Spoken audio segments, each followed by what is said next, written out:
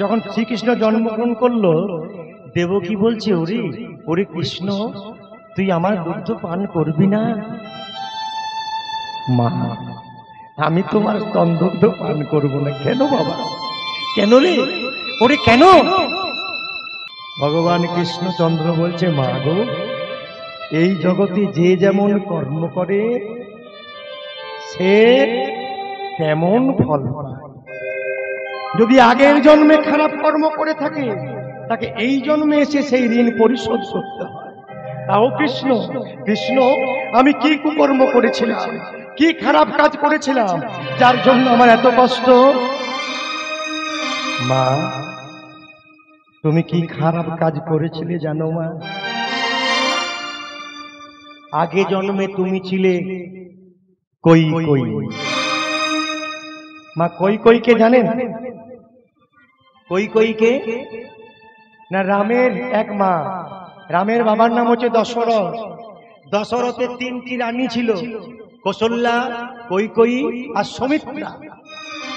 তো মা, ওই রাম অবতারে তুমি ছিলে কৈকেয়ী। কৌশল্যার ছেলে ছিল, নাম ছিল রামচন্দ্র, মানে আমি। কৃষ্ণ বলছে আমি। কিন্তু মা, যখন বাবা মানে দশরথ রামকে ডেকে বলছে, ওরে রাম, আমার বয়স হয়ে গেছে বাবা, আজকে আমি আয়নার সামনে গিয়েছিলাম, যেই না আয়নার সামনে গেছি, আয়নাকে দেখে আমার বড় ভয় এলো মনে। কেন?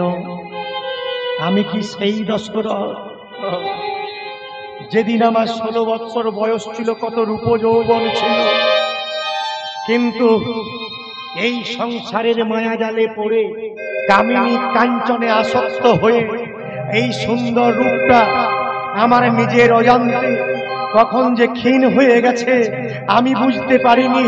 ওরে দর্পণ, ওরে আয়না, তুই আমায় বুঝিয়ে দিলি, আজকে আমি বৃদ্ধ হয়ে গেছি।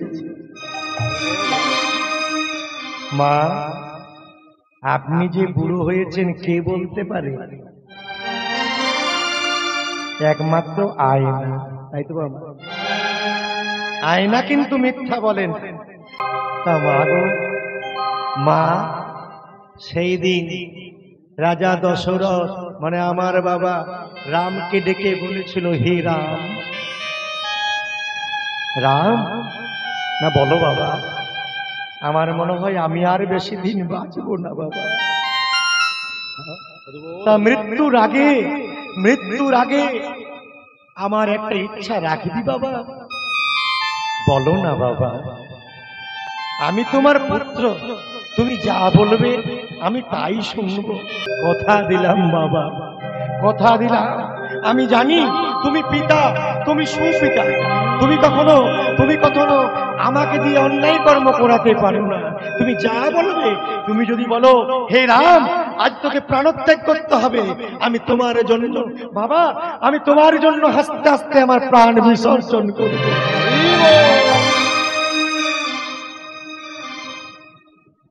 তোকে আমি এই রাজত্ব দান করতে চাই। রাম, রাম, আমি তোকে অযোধ্যার রাজা করতে চাই। আমি তোকে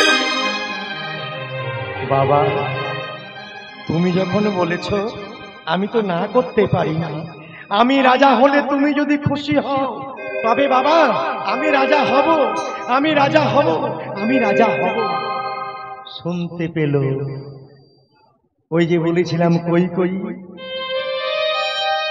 তার একটি দাসী ছিল, দাসী যার নাম ছিল মন্থরা। তার কাজ ছিল কান পেতে কে কি বলছে শোনা।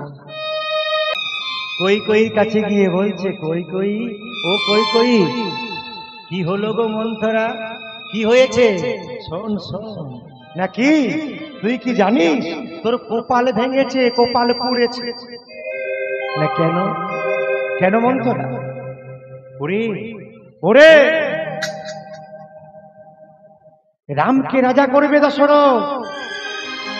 কই কই বলছে, এই মন্থরা, রামকে যদি রাজা করে তো আনন্দের সংবাদ, রাম রাজা হলে সবচাইতে খুশি আমি হব। কিন্তু মা, খারাপ চক্রে যদি পড়ে যায়, মনে রাখবে খারাপ চক্রে পড়ে গেলে ভগবানও ভূত হয়ে যায়, জ্ঞানী অজ্ঞানী হয়ে যায়, পণ্ডিত মূর্খ হয়ে যায়, খারাপ চক্রে পড়ে যায়।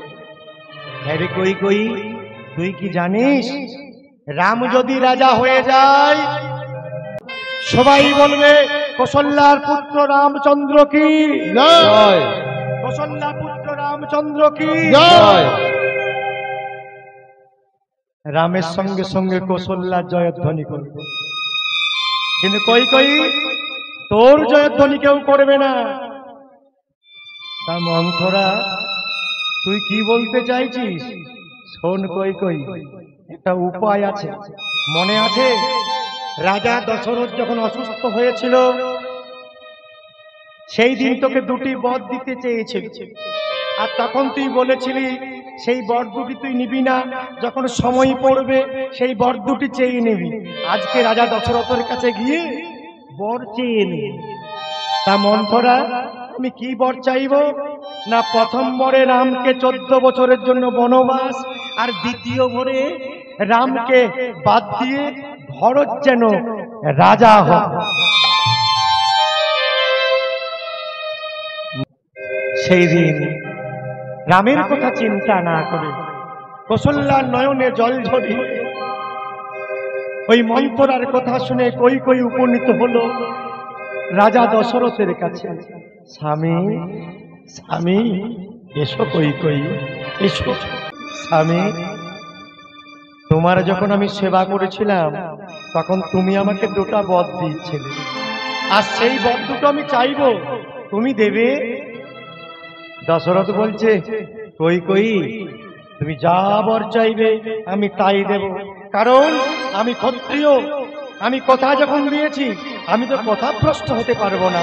বলো বলো কই কই, বলো বলো তুমি তুমি কি বর চাও? মহারাজ মহারাজ, আমার প্রথম বর হলো, আমার প্রথম বর হলো ওই রামকে রাজা না করে 14 বছরের জন্য রামকে বনে দিতে হবে, বনে দিতে হবে। আর দ্বিতীয়বার ওই রামের পরিবর্তে আমার ভরতকে রাজা করতে হবে। না না বলো না, বলো না, তুমি এমন করে বলো না গো,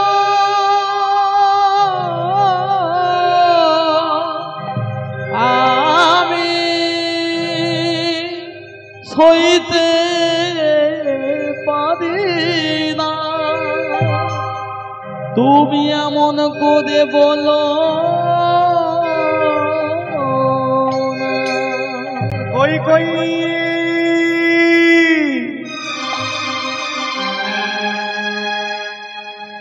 আমার নয়নের মণিরামকে আমি 14 বছরের জন্য কেমন করে বনে পাঠাবো?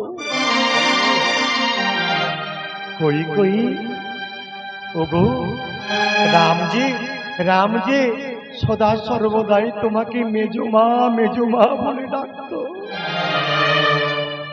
আমার সেই রামকে, তোমার সেই রামকে তুমি বনে পাঠিয়ে ভালো থাকতে পারবে তো? মহারাজ আমাকে বর দিন, নইলে সত্যভ্রষ্ট হবেন আপনি। আপনি কথা দিয়েছে, বর দিন মহারাজ, বর দিন। দশরথ প্রথম বর দিলে রামচন্দ্রকে 14 বছরের জন্য বনবাস। বলো কই কই, বলো এবার কি তুমি বলবে আমার হৃৎপিণ্ডটা তুমি নেবে? নাও না, ছুরি এনে নাও, এই ছুরি দিয়ে আমার হৃৎপিণ্ড তোমাকে দান করে দিই।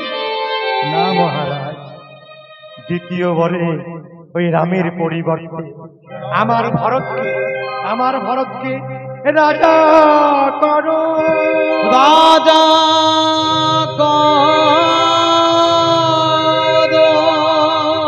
রাজা